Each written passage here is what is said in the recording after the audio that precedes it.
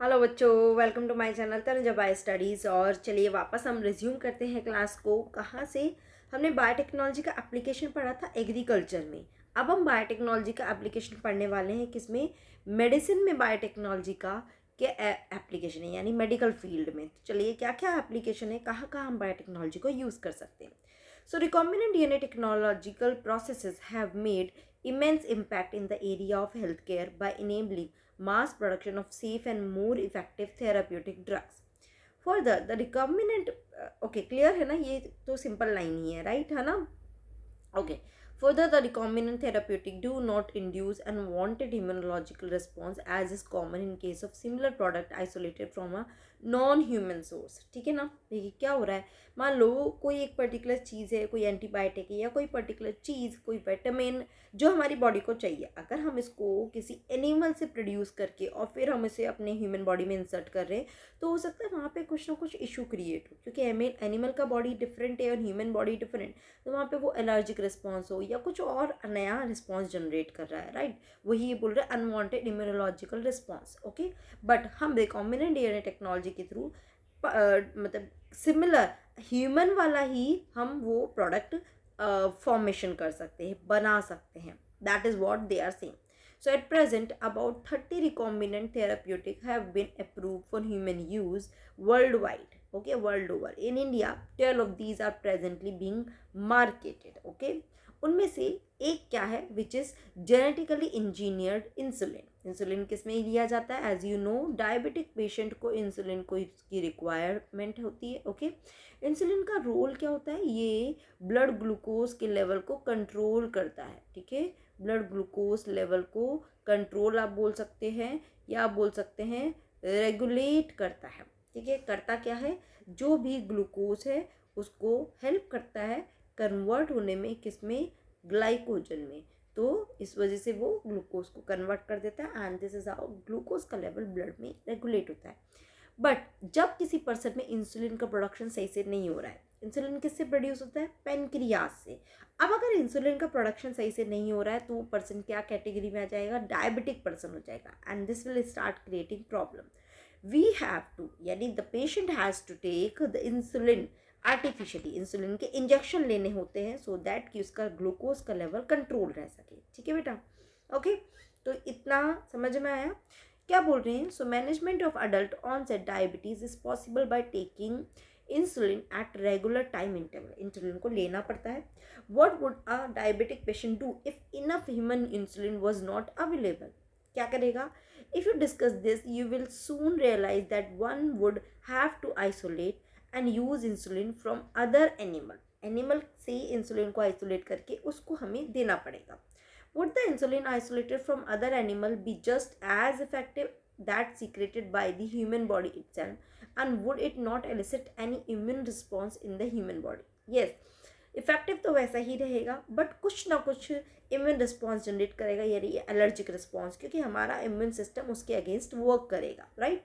So now imagine if bacterium were available that could make human insulin. Suddenly the whole process becomes so simple. You can easily grow a large quantity of bacteria and make as much insulin as you need, right? हमें bacteria को बस large number में grow कराना है और उससे हम large amount of insulin को बना सकते हैं। It's very simple. Okay, but क्या वो एक्चुअल में वर्क करेगा ह्यूमन बीइंग के लिए? So it is not working at all properly, right.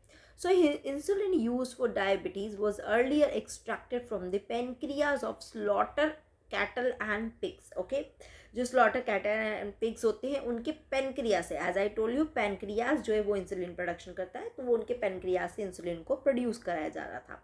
Now insulin from an animal source though cause some patient to develop allergy or other type of reaction to the foreign protein. ठीक है, क्योंकि अब हमारा immune system उसको as a foreign protein समझेगा और allergic response create करेगा। ना insulin consist of to.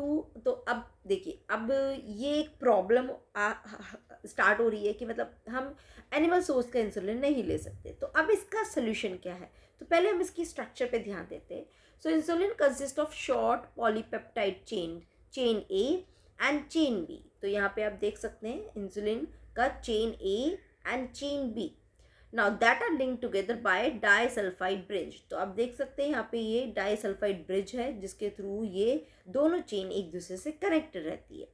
In mammal okay including human, insulin synthesises pro hormone.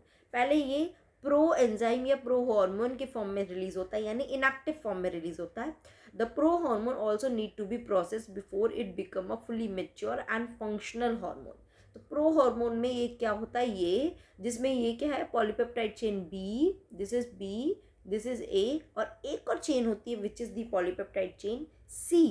ठीक है, यहाँ पे देखिए ध्यान रखना, chain A, okay, chain B and chain C. Chain A होता है अराउंड 21 अमीनो एसिड का बना हुआ, this is around 30 amino acid and it is around 35 amino acid. ठीक है बेटा, okay.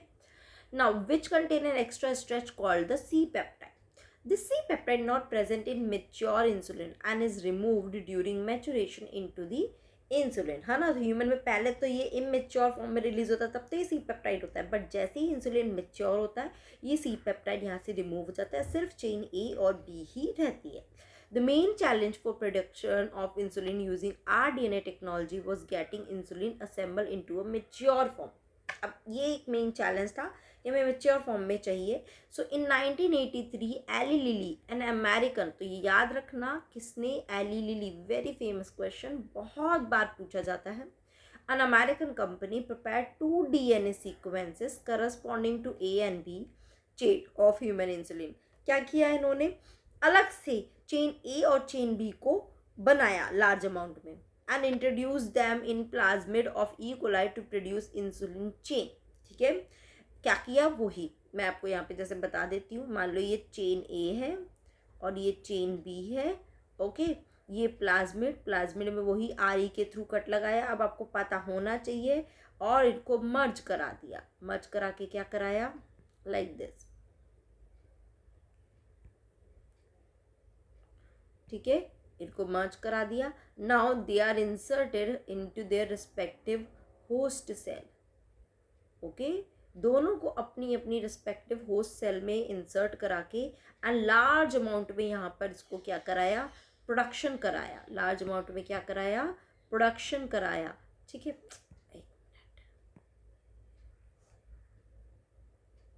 like this, okay, it is being inserted and they are produced in large amount। जब इसमें लार्ज अमाउंट में हुआ, फिर हमने उन चेन को अलग अलग से आइसोलेट किया, दोनों चेन को isolate A isolate B chain, दोनों को आइसोलेट किया and then merge with the help of disulphide bridge या डाइसल्फाइड लिंकेज, और दोनों चेन को हमने आपस में कनेक्ट कर दिया। Now we got the mature insulin. समझ आया एक रफ आइडिया। तो देखिए वही वो बोल रहा है। सो क्या कह रहा है, chain A and B chain of human introduce them in plasmid of E coli to produce the insulin chain. ये प्लाज्मिड है, ठीक है, okay. Chain A and B were produce separately, extracted and combined by creating disulphide bond to form the mature और human insulin. समझ आया। अब आपको ना देखिए ये तो ज़रूर से ध्यान रखना है, क्योंकि इंसुलिन पे क्वेश्चन आता है। अगर बोर्ड पैटर्न से बात करें तो पूरा प्रोसेस पूछा जाता है कि tell me the whole process of insulin production. तो आपको, और या फिर इंसुलिन के बारे में शॉर्ट नोट आया तो आपको इंसुलिन का स्ट्रक्चर बताना है। प्रोडक्शन में आप ये वाला डायग्राम बना सकते हैं, ठीक है, ओके। तो क्लियर है इंसुलिन। चलिए नेक्स्ट यूज़ मेडिकल में इसका आरडीएनए टेक्नोलॉजी का क्या है, जीन थेरेपी। जीन थेरेपी मतलब क्या, जेनेटिक लेवल पे अगर कोई प्रॉब्लम स्टार्ट हो रही है, ठीक है, जेनेटिक लेवल पे कोई प्रॉब्लम क्रिएट हो रही है, तो उसको हम इसके थ्रू करेक्ट कर रहे हैं, that is called gene therapy. Now if a person is born with hereditary disease, can a corrected therapy to be taken for such a disease. तो इसमें वो पूछ रहा है, yes. So gene therapy is an attempt to do this. Gene therapy is a collection of methods that allow correction of a gene defect that has been diagnosed in a child or embryo. ठीक है ना, embryo तक भी, child में, दोनों में ही, right. Here genes are inserted in a person's cells and tissues to treat a disease। ठीक है, ओके। तो जीन्स को इंसर्ट किया जाता है पर्सन की सेल में एंड टिश्यू में, एक डिजीज को ट्रीट करें, मतलब कौन सा, corrected gene is inserted. So correction of genetic defects involve delivery of a normal gene into the individual or embryo to take over the function of and compensate for the non-functional gene. मान लो कोई एक particular gene A जो human में काम नहीं कर रहा है, अब वो डिफेक्टिव हो गया तो उससे डिफेक्टिव प्रोडक्ट बनेगा, उसके वजह से कुछ ना कुछ डिफेक्ट क्रिएट होगा। हम क्या करेंगे, वो वाले हम जो जीन है उसका जो नॉर्मल वर्जन है, तो नॉर्मल वो वाला जीन हम ह्यूमन में डाल देंगे। ये नॉर्मल जीन उस डिफेक्टिव जीन को टेक ओवर करेगा और उसका जगह वो अपना प्रोडक्शन करने लगेगा एंड इस तरह से प्रॉब्लम सॉर्ट आउट हो जाएगी। ठीक है ना बेटा। So the first clinical gene therapy was given in 1990 to a 4-year-old girl with adenosine deaminase deficiency. ठीक है ना। अब इसको मैं थोड़ा सा आपको ओके 1 मिनट, इसको मैं थोड़ा सा आपको इलाबरेट करना चाहूँगी। सो एक मिनट तो let's take a small, I forgot how to take, okay, yes, so let's take a blank page and चलिए इस पे बात करते हैं। जीन थेरेपी में हम बात कर रहे हैं किसकी, स्किड की। ठीक है, इसको मैं थोड़ा सा प्रेफर करती हूँ एक्सप्लेन करना। ओके क्या है, सीवियर कॉम्बाइंड इम्यूनो डेफिशिएंसी। ठीक है ना बेटा, severe combined immuno deficiency. Now इसमें दो तरह की डेफिशिएंसी, मतलब दो तरह की कैटेगरी, एक होती है एक्स लिंक्ड रेसेसिव डिजीज या डिसऑर्डर, एक होता है ऑटोसोमल रेसेसिव डिसऑर्डर। ठीक है, अभी पैनिक नहीं होना कि मैम ये एडीए की जगह आप ये स्किड क्या पढ़ाने लगे, 2 मिनट रुकिए आपको समझ आएगा। ओके ना, एक्स लिंक रेसेसिव डिसऑर्डर में होता क्या है, जहाँ भी x link recessive condition create होगी। अब आपको एक्स लिंक समझ में आना चाहिए, नहीं समझ आ रहा है इट मीन्स आपने वो एक्स लिंक से रिलेटेड मेरा वीडियो नहीं पढ़ा है या आपने ये टॉपिक नहीं पढ़ा है, तो प्लीज़ इसे पढ़िए तभी आप इसको समझ पाएंगे।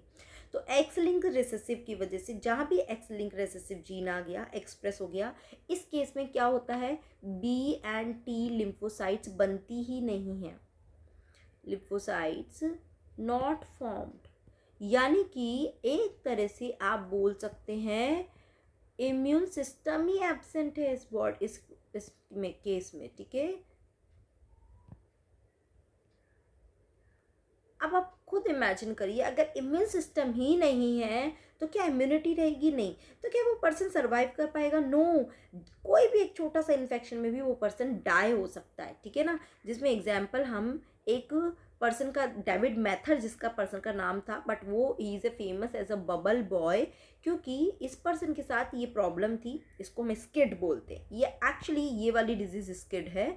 और इस डिजीज़ में उसको एक बबल के अंदर, एक आर्टिफिशियल बबल के अंदर रखा गया पूरे कितने टाइम के लिए, 12 साल के लिए, जिसमें उसको आर्टिफिशियल एनवायरनमेंट प्रोवाइड किया गया, जर्म फ्री एनवायरनमेंट। फिर कहीं ना कहीं किसी ना किसी सोर्स से उसको जब कोई डिजीज़ डेवलप हो गई या एक्सपोजर हो गया एंड द बॉय डाइड। तो इसलिए ही इसको बबल बॉय या फिर बबल डिजीज़ भी बोलते हैं। ठीक है, बबल बॉय डिजीज़ एक तरह से ये स्किड यही है।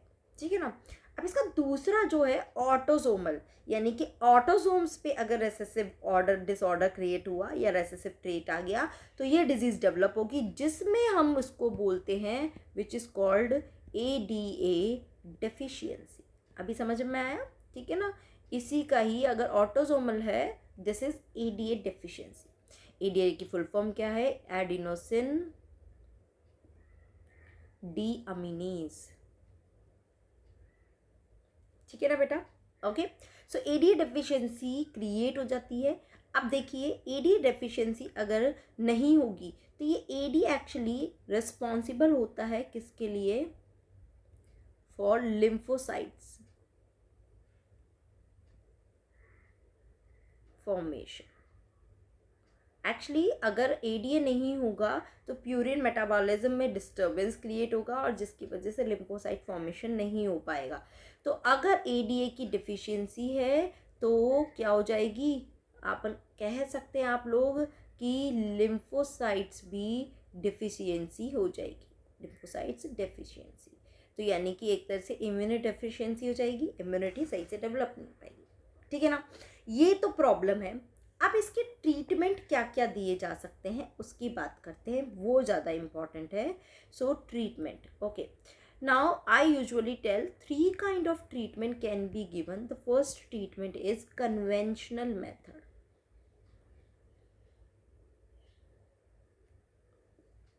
क्या किया जा रहा है इसमें? इसमें जनरली एडीए जो ये एंजाइम है, इस एंजाइम के क्या दिए जाएंगे? इंजेक्शन दे देंगे पर्सन को, ठीक है, गिवन, है ना, टू पेशेंट।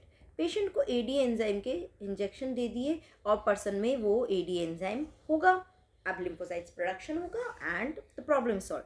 बट कब तक आप वो इंजेक्शन देते रहोगे, ठीक है ना, ये है कि लाइफ लॉन्ग आपको वो इंजेक्शन देना ही पड़ेगा, which is quite not practically not possible. दूसरा क्या किया जा सकता है? Bone marrow transplantation.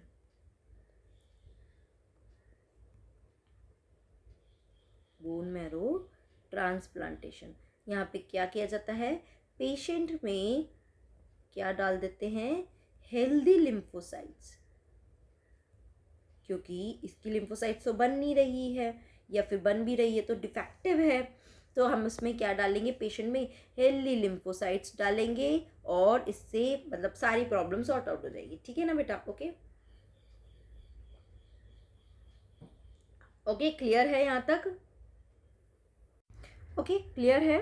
So patient में वो हेल्दी लिम्फोसाइट्स डाल दिया।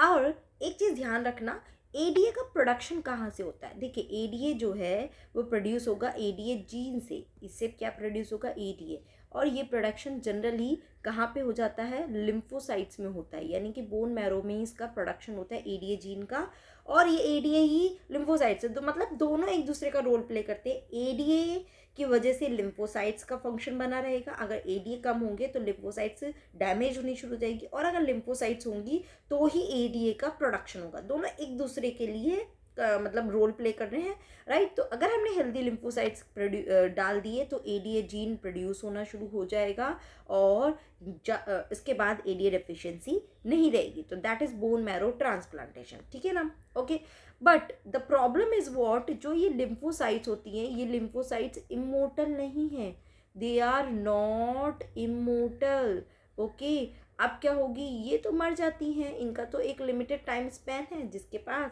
ये मर जाएंगी। अब क्या होगी? सारी हेल्दी लिम्फोसाइट्स मर गई तो फिर वापस से एडीए डेफिशिएंसी क्रिएट होगी, और वापस से ये severe combined immuno deficiency category में आ जाएगा पेशेंट, ओके। तो थर्ड इसका जो ट्रीटमेंट दिया गया दैट वाज जीन थेरेपी, ठीक है, जिसमें एफर्ट लगाया गया, which was first given to 4-year-old girl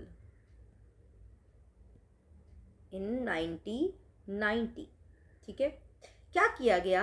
इस पेशेंट में हमने एडीए का जीन डालना था, ठीक है। तो इस पेशेंट की हमने लिम्फोसाइट्स को लिया, जो डिफेक्टिव लिम्फोसाइट्स थी, है ना, जिसके अंदर एडीए जीन नहीं है। क्या है ली? हमने डिफेक्टिव लिम्फोसाइट्स को लिया, ठीक है। इस लिम्फोसाइट्स को लेकर और इसके अंदर हमने एडीए जीन अगर हम डाल दें तो प्रॉब्लम सॉल्व। अब एडीए जो जीन है, इस जीन का हमने क्या बनाया? cDNA बनाया। किसकी हेल्प से? With the help of retrovirus. Retrovirus में जो रिवर्स ट्रांसक्रिप्टेज एंजाइम होता है, ये इसका cDNA बनाया mRNA से। एडीए जीन का जो mRNA है उससे हमने cDNA बनाया with the help of RT enzyme. और ये रेट्रोवायरस क्या करेगा? मान लो ये एक लिम्फोसाइट्स है और ये हमारा cDNA प्रोड्यूस हुआ, रेट्रोवायरस इसको लेके जाएगा अपने साथ। सपोज ये रेट्रोवायरस है, ये cDNA को लेके जाएगा अपने साथ, ठीक है ना, लाइक दिस। एंड इसको जाके हमने किसके अंदर इंसर्ट करा दिया? इस लिम्फोसाइट के अंदर इंसर्ट करा दिया। किसकी हेल्प से?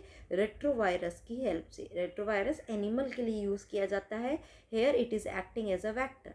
आपका क्वेश्चन हो सकता है मैम रेट्रोवायरस तो डिजीज़ कॉज करता है, पर हम इसको यहाँ पे क्या करते हैं? डिसआर्म कर देते हैं और फिर उसको हम एज अ वेक्टर यूज़ करते हैं। जब हमने क्लोनिक वेक्टर पढ़े थे वहाँ पे मैंने पूरा अच्छे से इसको बताया था, ठीक है बेटा। इसके बाद हमने ADA जो cDNA है वो हमने क्या कर दिया, इसके अंदर डाल दिया, ठीक है। सो इसके अंदर ये आ गया cDNA, ओके। अब इस लिम्फोसाइट्स को हम लेंगे और एक कल्चर मीडियम पे ग्रो कराएंगे। क्या कराएंगे, एक कल्चर मीडियम पे इस लिम्फोसाइट्स को हम ग्रो कराएंगे। So this lymphocyte will grow in this culture medium, ठीक है। लिम्फोसाइट को हमने क्या कराया, ग्रो कराया। जब ये लार्ज अमाउंट पे ग्रो हो जाएगी तो इस पूरी, अभी कैसी लिम्फोसाइट बन गई, ये एक हेल्दी लिम्फोसाइट बन गई। अब इस पूरी लिम्फोसाइट को हम लेंगे और वापस से पेशेंट के अंदर डाल देंगे, ठीक है। तो यानी कि देखिए चीज़ समझिए, सेम यही पैटर्न हो रहा है। आप कहेंगे बोन मैरो में भी तो यही कर रहे हैं मैम कि हेल्दी लिम्फोसाइट्स को पेशेंट के अंदर डाल रहे हैं, यहाँ पे भी तो यही कर रहे हैं, तो ये क्या अलग से हो गया। एक्चुअली क्या हो रहा है, बोन मैरो में हमको, बोन मैरो मतलब बाहर से किसी दूसरे पर्सन का हम हेल्दी लिम्फोसाइट डाल रहे हैं तो हमें बोन मैरो को मैच कराना पड़ रहा है। यहाँ पे हो सकता है ग्राफ्ट रिजेक्शन, ग्राफ्ट रिजेक्शन तो हम नहीं बोलते, मतलब बोन मैरो को रिजेक्ट हो सकता है, हमारा बॉडी बाहर वाली लिम्फोसाइट को हो सकता है एक्सेप्ट ना करे। तो इसमें हमने क्या किया, उसी पर्सन की लिम्फोसाइट्स को लेके और उसमें ही ADA जीन डाल दिया, उसको ही हेल्दी लिम्फोसाइट में कन्वर्ट कर दिया और वापस उसकी ही पेशेंट के अंदर ये सारी हेल्दी लिम्फोसाइट्स को डाल दिया, ठीक है, no problem. Again the issue is what, life span. Lymphocyte का लाइफ स्पैन क्या होता है, बहुत शॉर्ट होता है। तो वापस यही होगा कि ये इमोर्टल नहीं है, ठीक है ना, ये लॉन्ग टर्म का इफेक्ट नहीं है, ठीक है। So not long term result या लॉन्ग टर्म ओके इफेक्ट नहीं क्रिएट होगा। अगेन क्योंकि लिम्फोसाइट्स का लाइफ स्पैन क्या है, बहुत शॉर्ट है, वो वापस मर जाएंगी, ओके, लाइफ स्पैन शॉर्ट।